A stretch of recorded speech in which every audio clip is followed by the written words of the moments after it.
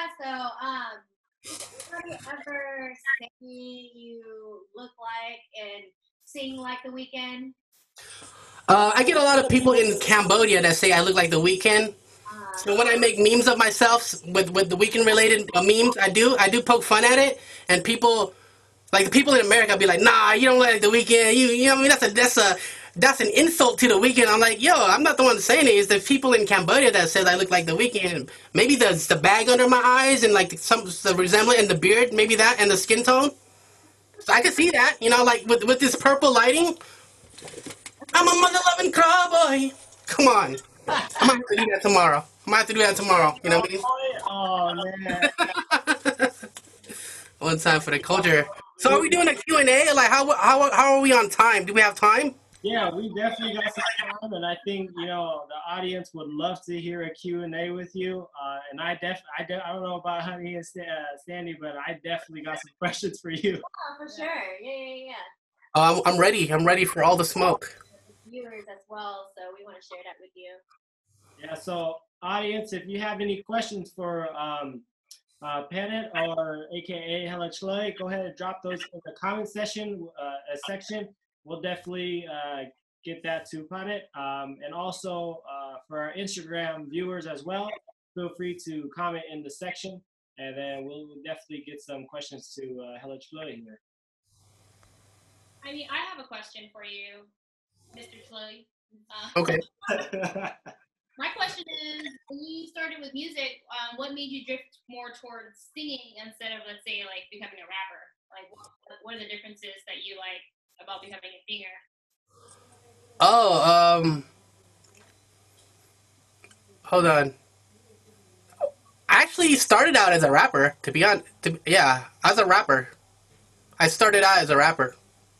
And then you transitioned to doing singing more, or you just want to do it all? No, like when I first started, like here's the story, the short story. I went when I first started rapping was I think in 1994 when Bone Thugs and Harmony Creeping on the Come Up album came out, Thuggish Ruggish Bone.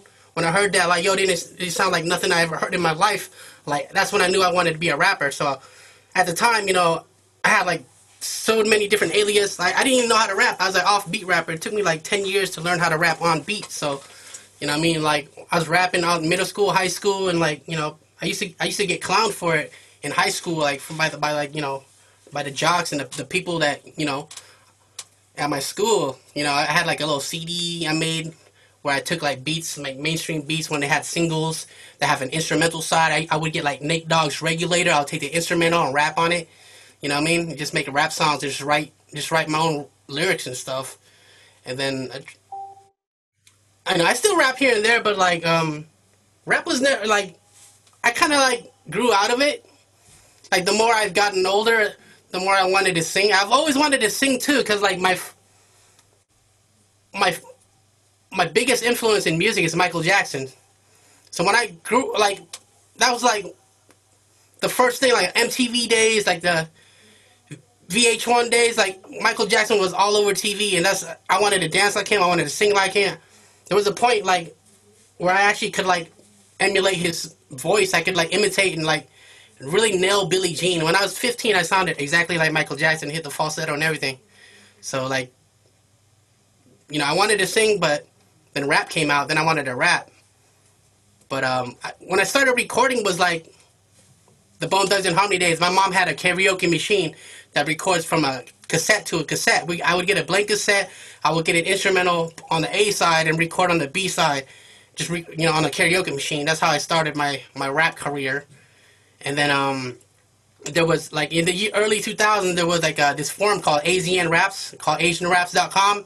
That's where a lot of these Asian rappers came from, like MC Jin, like Jin the MC. You guys know him.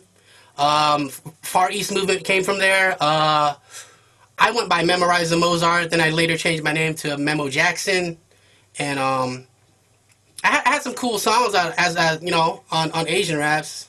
I think I had one song that was on the front page as I got better and better. But it's like an online forum. It's like pre-Facebook. It's like Facebook before Facebook. It's like a dope Asian hip-hop community. I miss it because like there's like different topics where you could like different like categories where you could learn how to record, learn how to use the computer record, and people give you tips on how to make your music sound good. So I was like, I think I would like, I'll give a lot of credit to Asian Rap for giving me that knowledge, the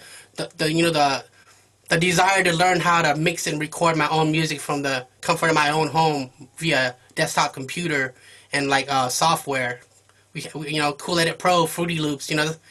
Fruity Loops back then was like ahead of its time. Now Fruity Loops is majorly popular with all these mainstream producers. So that's what McNubb uses, and he still uses it to today. That's my in-house producer. Him and a lot of beats. Yeah, I hope that answered your question. I be going off topic. Like I get hella shy, so I just be talking. So let me know if I answered your question.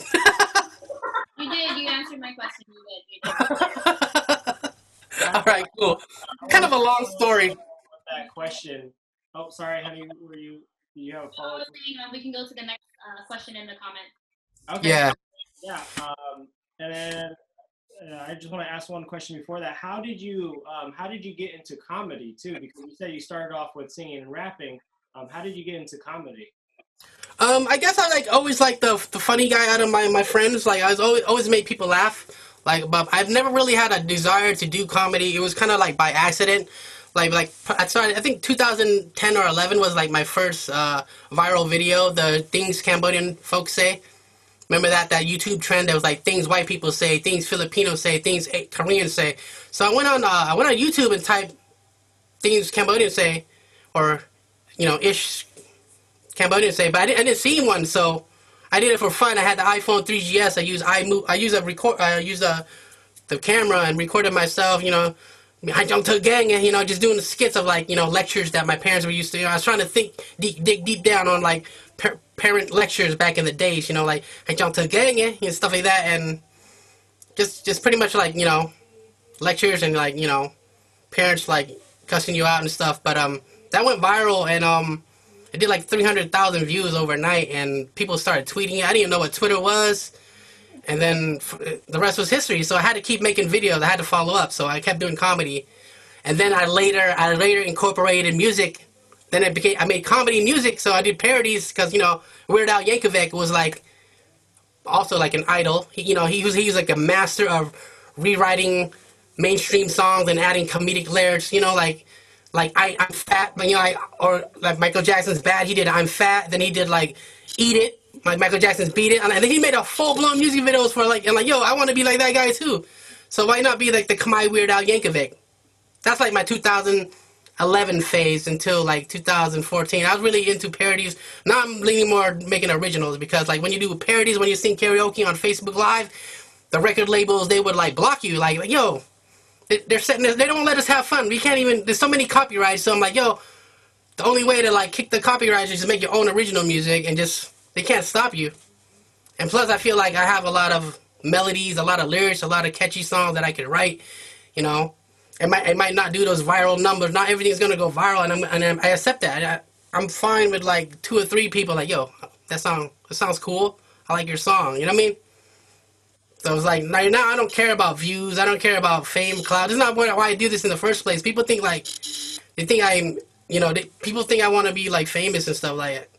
I'm hella shy. Like, if you know me, like, it takes a lot for me to open up to people, like I really have to like meet you and then like, to talk and stuff. But I think a lot of people are wrong about me. Like, they just misjudge me because they think that hella Chluy is my name. They think I'm Chluy. I'm like, I'm Chluy. I'm like far from Chluy, But like, I'm the type of guy. If I'm gonna start a brand, a name, I'm not gonna change the name for nothing. It's gonna be Chluy, and Chluy can mean good. Like how American slang bad means good. Like yo, she bad. That's how I want Chluy to be. And Chluy just means rude or disrespectful, right? So I don't, I'm not gonna change it to hella sapip, or if as I grow older, it's gonna be Chluy till the day I die. Yeah, definitely. Awesome. Thank you for sharing that. I think that clears up a lot of what people think too. Because I definitely even walk around in Khmer communities, I can hear some of that chatter thinking, oh, his name's hella Chluy. What if Yep. probably just says his characteristics probably Chluy too. Yeah, I heard about that. Like, there's like this conservative this event in like Maryland. Like these old folks, they said they saw my first video, which I didn't know. Like I did cuss a little bit. That the things Cambodian folks say, like, yo, I saw your video that was bad. I'm like, yeah, I didn't know it was gonna go viral, but it's already online. It's already if it wasn't for that video, it wouldn't be like Hella Chluy. That's what set it off. So like, I'm not gonna delete it. But I can change it. But when I did my performance, I did that going when I talk about taking care of your parents and stuff. Yeah. He came up to me like, "Yo, that was good. That's good, boy." I'm like, "All right." So they see after because I know what to do at family events. Like I just do like family friendly things, songs. And most of my songs are like PG, anyways. There's never really crossing the line, Yeah, I remember, when you came out as being Hella Chluy and everything, and the first time I met you, and this is back in, remember I was working with TS, T Campbell with the Campbell movement. Yeah. Long Beach in the house. Shout out to Long Beach. I love Long Beach. Long Beach is one of the funnest places I've experienced. That's like my first out of town Khmer New Year event. That's where I met you, right? Yeah. So when I first met you there, I thought you were like, Hella Chluy. You have to be in front of everybody. But when I first met you, I was like, he's like so shy. Really Oh, I'm really shy. Yeah. Yeah. That's why I like going live is scary for me.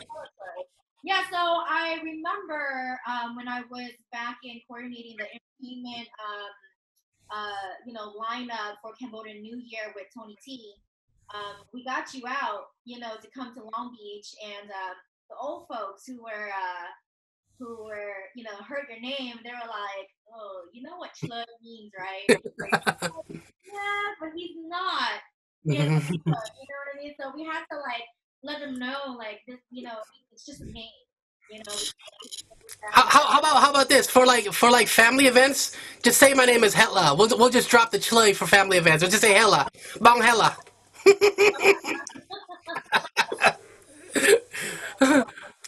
The artist formerly known as Hella Chluy. I'm Hella now. I'm just Hella. I just go by Hella. So I think we got some questions in our comment section here on Facebook, and then Honey and Sandy, feel free to chime in if there's anything on Instagram. But this is Cool, hit me. from Supa Man, and they're asking, after quarantine, what is the first state or city that you're going to visit first? I really was looking forward to go to Seattle, my hometown. Like I miss my my big sister's. She just had her baby, my niece. So I saw pictures of her. She was so beautiful. Like, dang, I'm supposed to be there. That's like one of the main reasons for me going to Seattle was to like kill two birds with one stone, do the block party, and be there for my niece. But I had to cancel. So, but JetBlue did give me credit. So I think it's only going to be right for me to go to Seattle and visit my family and see my niece. And from then on, there's a lot of cities I've never been to that I want to go to. I've never been to Georgia.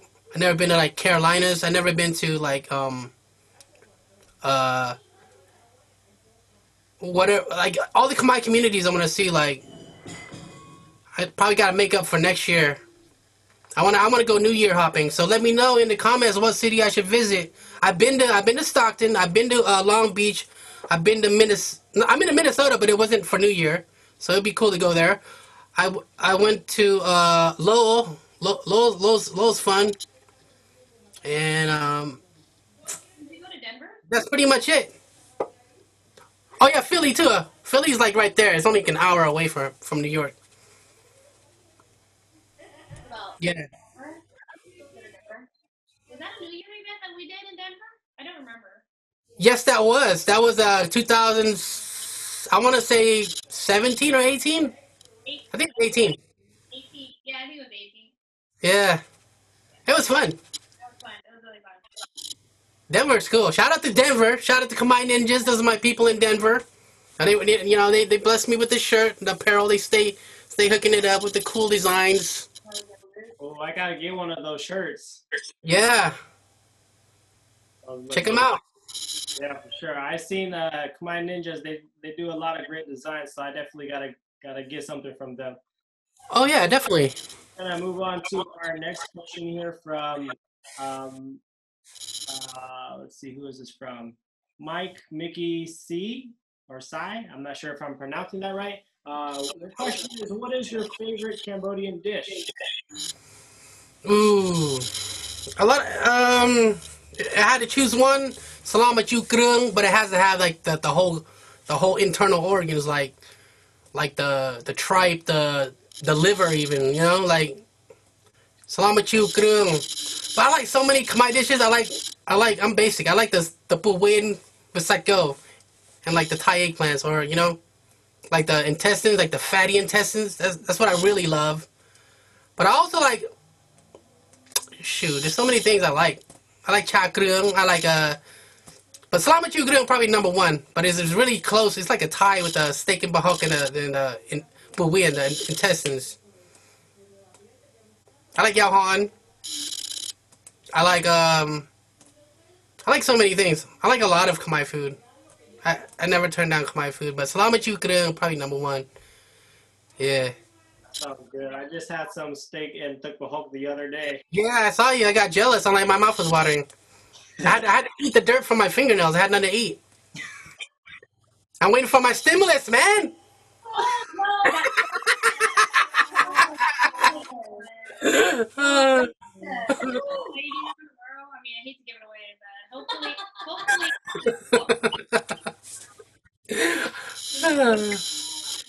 any other cool questions on Facebook or IG? Do you practice? These are some good questions. Do you practice all of your faces in the mirror? Because you know when you're doing that song, your face is just like, and it's like, man, you feeling it. Oh, I was trying. Yeah, I mean, I didn't rehearse till today. I'm very last minute. I just did my show mix this morning, because I don't know. I don't want to get nervous for stuff like this, but I do get nervous. Every show I've ever done, I'm a nervous wreck. So I'm just trying to be better. Like, if this is my field of work I want to do, or be an entertainer, I have to do more of this, more interviews, more Q&As to get me comfortable in front of a camera. I don't like to talk in front of a camera. I don't even like to eat in front of a camera. You know, I really have to do mukbangs. You know, I'm like, damn, I don't. You know, I just do it just, because it's like, So do you? it's good practice. It's good practice to be in front of a camera. I feel like I need to be able to be a public speaker, be seasoned at it. You know. Do you have like a routine that you do? Like I have a routine before I do a set or before I do a show or before I do an interview. I kind of have like a thought process that I do for myself. So do you do that as well? Because I know it really helps with nerves. Because it's you never really don't ever really anymore. Mm-hmm. To deal with it differently. So do you put yourself in like a different mental state before you go on a show or something? No, I just try to like be calm. I drink my black coffee. Just try to like, before, like my earlier days, like I used to rely on substances like alcohol. I used to take shots, like, but like after seeing some of my past performance, like, I'm a drunk. Like, I don't want to be that. I want to nail my performance. It's important to put on a good show. I don't want to go up there looking sloppy. So that's why, that's me. I became more mature. I'm like, maybe, I want to do a good performance with just water, coffee, and then when it's time to celebrate, you could have to take some shots, At least get my performance down. So, but today all I had was coffee. Like at home, I don't really crave liquors and stuff like that. I'm 37. I feel like, it's time to take care of our bodies. I'm almost 40, so like I can't do those Henny back-to-back shots. So when people tag me on a take a shot challenge, I ignore it. Like, I'm not taking those 10 shots of Hennessy. You trying to kill me. Our liver's not built for that, I'm just trying to get healthy right now. I'm just trying to get scomer, fitter, You got two choices in quarantine: fat or fit. I've been fat already. I'm trying to get fit so I can live longer and, have, start a family and, like continue my bloodline. I'm the baby of my family. Like, I need to continue the bloodline and, I definitely want to be healthy when it's time to have little Chluy running around. Yeah. Little Hella. Little Hella, yeah. Do we have anything from Instagram? There was something earlier that I wanted to share because I thought it was funny. Well, Sheila shared that her Lao husband learned Khmer from Helen. Yo, shout out to our Lao neighbors. Shout out to our Lao neighbors, our Thai neighbors, and our Burmese people. Like, you know, I feel like it's their New Year too, and I guess there's a lot of Lao and Khmer relationships, and you know, like mixed relationships. So it's like I find it cool that people learn Khmer from my videos, even though my Khmer is not even fluent. I speak broken but basic. I guess it's enough for them to say a couple words, you know.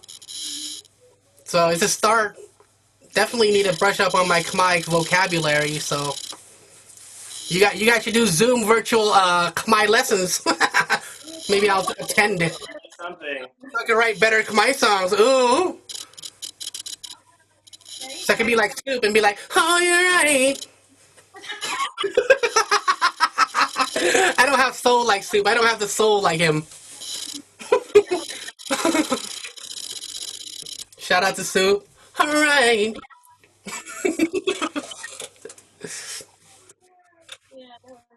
Any other cool questions? We got time? Yeah, we got one question from Facebook here from Saranit Su.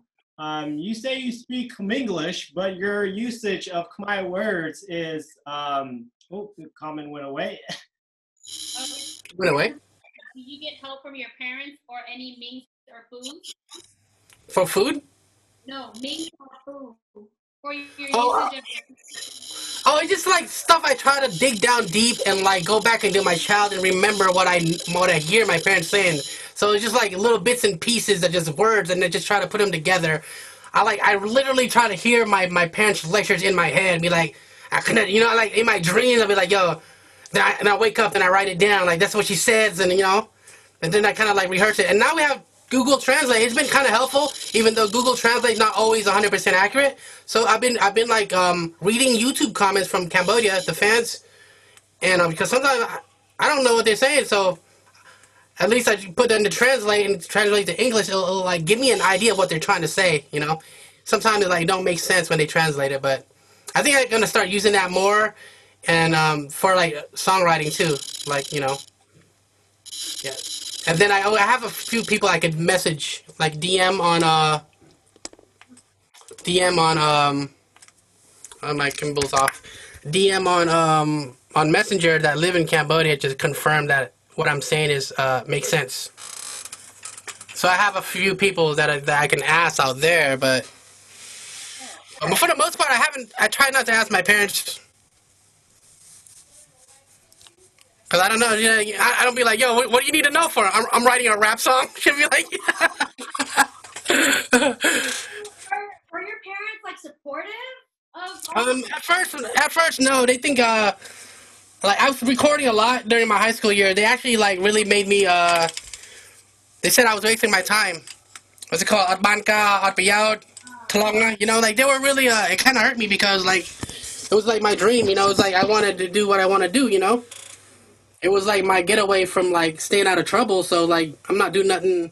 I'm not joining no gang. So let me sing, let me rap, whatever. So they just said like you know they have high expectations for Asian parents. They want you to be doctors and lawyers. You know I don't even like school. You know I barely graduated high school, but I did like love martial arts. Like martial arts was my number one before. I put that before all this music and comedy stuff. That's why you see me with the nunchucks. Like I dedicated like my whole teenage life to martial arts. I'm a black belt in Taekwondo. I started when I was like 14. Stopped doing when I was 18. Got my black belt, and I was obsessed with martial arts and just watching the movies. That's all I want to watch is fight scenes like Jet Li, Bruce Lee, Tony Jaa. That's all I want to see. I fast forward to the fight scene. I don't care about the storyline. I don't care for a storyline or a lot of talking. I just go straight to the fight scenes. I play it in slow motion. I try to emulate the moves. You know what I mean? I try to be like, you know, what's it called? Technical with the martial arts. You know, I'm all about technique, and it's like, you know, that's my obsession. You know, it's like people don't know. Like they think I'm playing around with the nunchucks. It's like I've been doing it all my life. You know, and just me taking a 15-year break from martial arts. for me to like just pick it up and swing it like it's like riding a bike. You know, it's like once it's in you, it's in you. It's stuff you can't teach. They can't teach you. My sensei didn't teach me that. It was like self-taught. So yeah, but like as you grow older, you don't know what path you're gonna take. You know. But I just go with the flow, man. I think it's happened for a reason, and the reason I'm doing music and comedy is probably, it's probably my purpose. I want to give back somehow, and doing this New Year event is my way of giving back. Entertain. I just want to entertain people during these rough times, make people laugh, stuff like that. Thank you, Bong Hella Chluy. Thank you for having me. This was a great show. I look forward for tomorrow. Thank you, definitely. Let's give it up for Bong Hella Chluy one more time.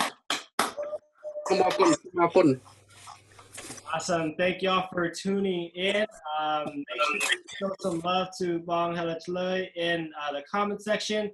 And we will be showing his social media so you can reconnect with them if you already haven't. So after this segment, we'll show all the social media for all the artists that were here today. But thank you again, Bong Hella Chluy, for joining us today. And we're excited to see your set for tomorrow as well. Thank you. I look forward to it. How couldn't? So snake nam to me.